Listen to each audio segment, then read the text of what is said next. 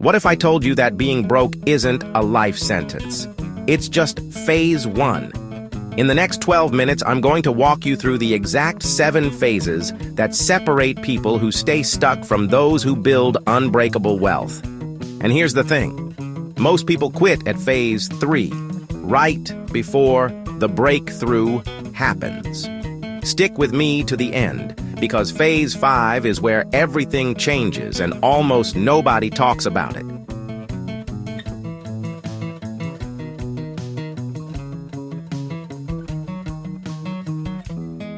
Before we dive in, smash that like button if you're ready to transform your financial life, and subscribe so you never miss the strategies that actually work. Phase 1 is where most people find themselves at some point. I call it the survival struggle, and it's characterized by one brutal reality. You're living paycheck to paycheck, and sometimes the paycheck doesn't even stretch that far.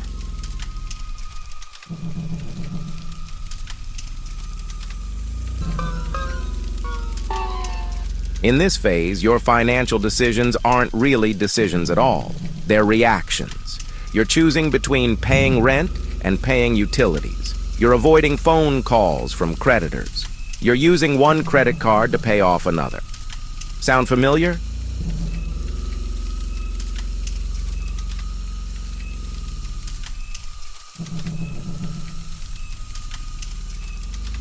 But here's what you need to understand about phase 1. It's not about how much you make. I've seen people making 6 figures stuck in phase 1 because they never learned to manage what comes in. The key metric here isn't income, it's negative cash flow.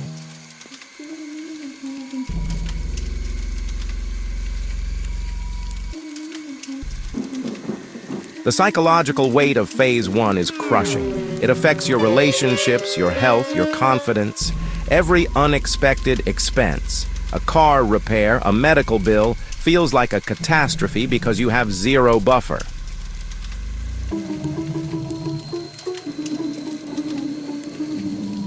So how do you escape phase 1?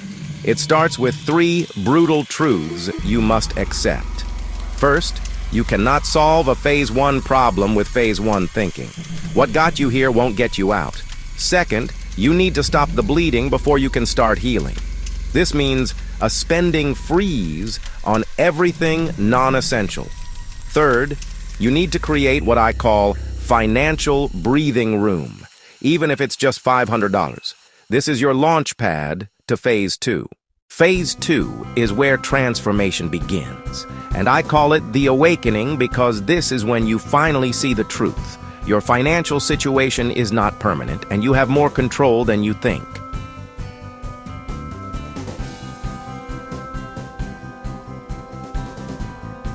In phase 2, something clicks. Maybe you read a book that changes your perspective. Maybe you hit rock bottom and decide, never again. Maybe you see someone else break free and realize it's possible. Whatever the trigger, you wake up to a new reality. You can change this.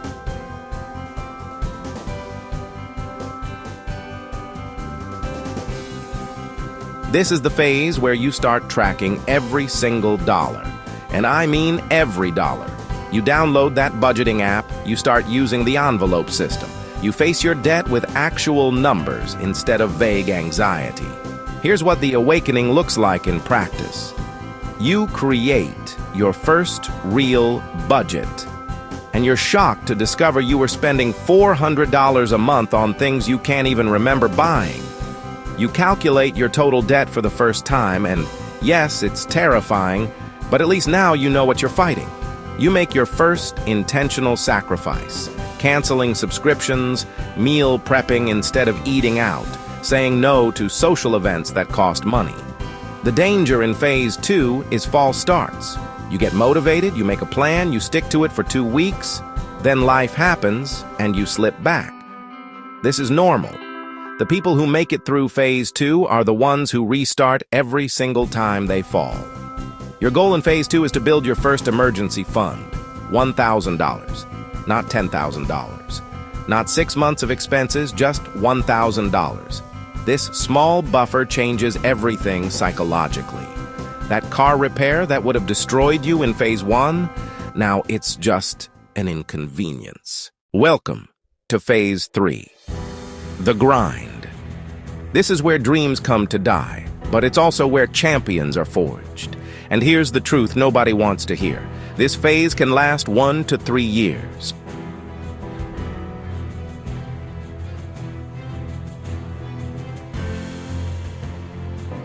Phase 3 is characterized by relentless consistency. You're paying off debt systematically, you're living below your means, and it's not fun. Your friends are going on vacations you can't afford. They're upgrading their cars while you're driving your paid-off beater. They don't understand why you're being extreme. This is the phase where you're working the debt snowball or avalanche method. You're throwing every extra dollar at your debts. You might have picked up a side hustle, driving for a ride-share service, freelancing, selling things you don't need. Let me tell you the psychological warfare of Phase 3. You'll feel like you're running on a treadmill. You're working so hard, sacrificing so much, and the progress feels glacially slow. You pay off $5,000 of debt, but you still owe $45,000. The finish line seems impossibly far away. This is where most people quit. They get debt fatigue. They think, what's the point? I'll never get ahead anyway. They rationalize, I deserve a break. I've been so good, one vacation won't hurt. But here's what separates Phase 3 survivors from quitters. They understand that motivation is garbage. Discipline is what matters. You don't have to feel like doing it. You just have to do it. The strategies that work in Phase 3. Automate everything possible. Automatic transfers to savings. Automatic debt payments. Remove the daily decision-making. Celebrate small wins. Every $1,000 paid off is a victory. Ring a bell. Do a dance. Make it meaningful. Find your tribe. Surround yourself with people on the same journey. Online communities, local meetups, accountability partners. Track your net worth monthly. Even if it's negative, watching it improve keeps you motivated. Your Phase 3 breakthrough moment? The day your final non-mortgage debt payment goes through. That feeling is indescribable. Phase 4 is where everything changes. I call it the acceleration, and this is when your financial life goes from linear growth to exponential growth. The money that was going to debt payments, now it's working for you.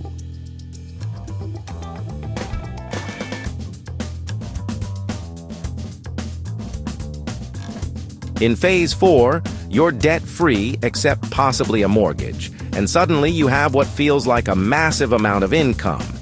If you were paying $1,500 a month toward debts, you now have $1,500 a month to build wealth. This is where the magic of compound interest becomes real. You're maxing out your retirement accounts.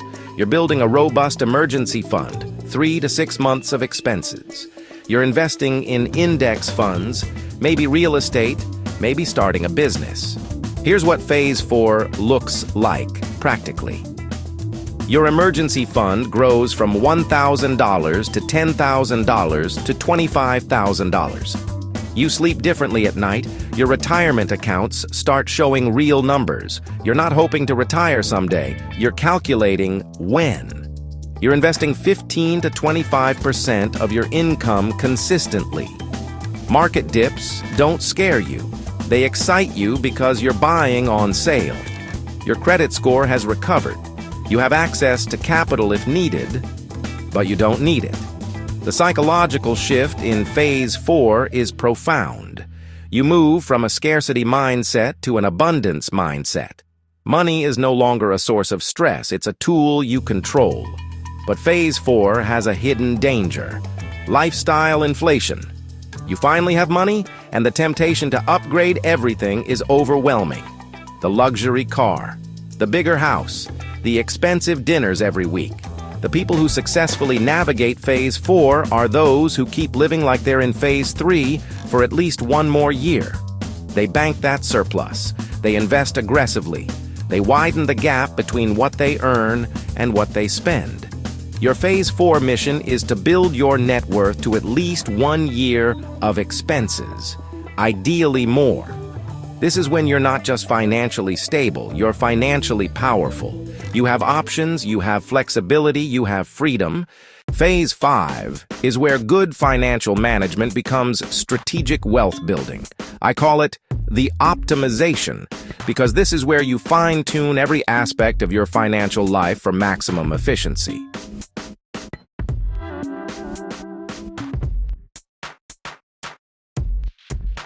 In Phase 5, you're not just saving and investing randomly, you're tax loss harvesting. You're maxing out HSAs for the triple tax advantage. You're using Roth conversions strategically.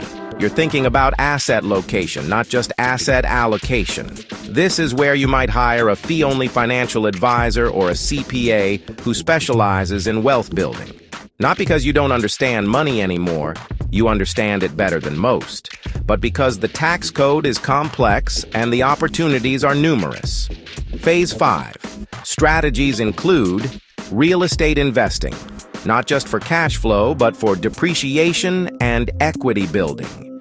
Business ownership or significant side businesses that provide both income and tax advantages.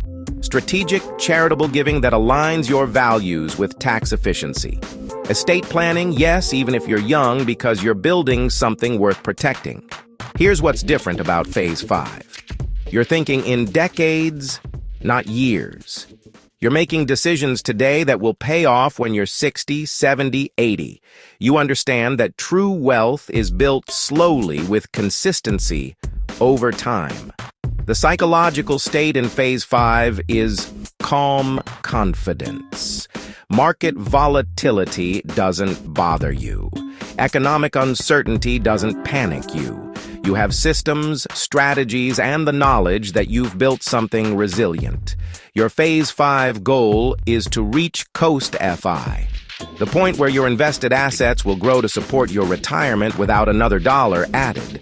You can keep working, but you don't have to work for retirement anymore. It's handled. Phase 6 is where your wealth begins to work harder than you ever could. I call it the amplification, because your money is now making money, which makes more money, creating a self-reinforcing cycle.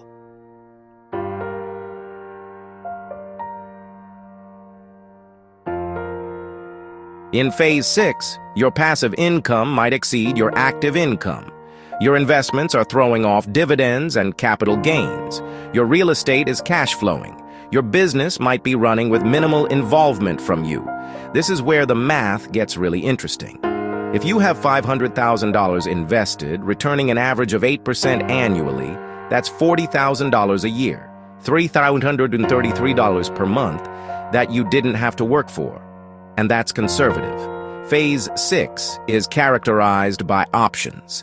You can choose work you love instead of work that pays the most. Take a sabbatical without financial stress. Support causes that matter to you meaningfully. Help family members in need without compromising your own security. Say no to anything that doesn't align with your values. But here's the responsibility that comes with Phase 6. You're now in a position to mentor others.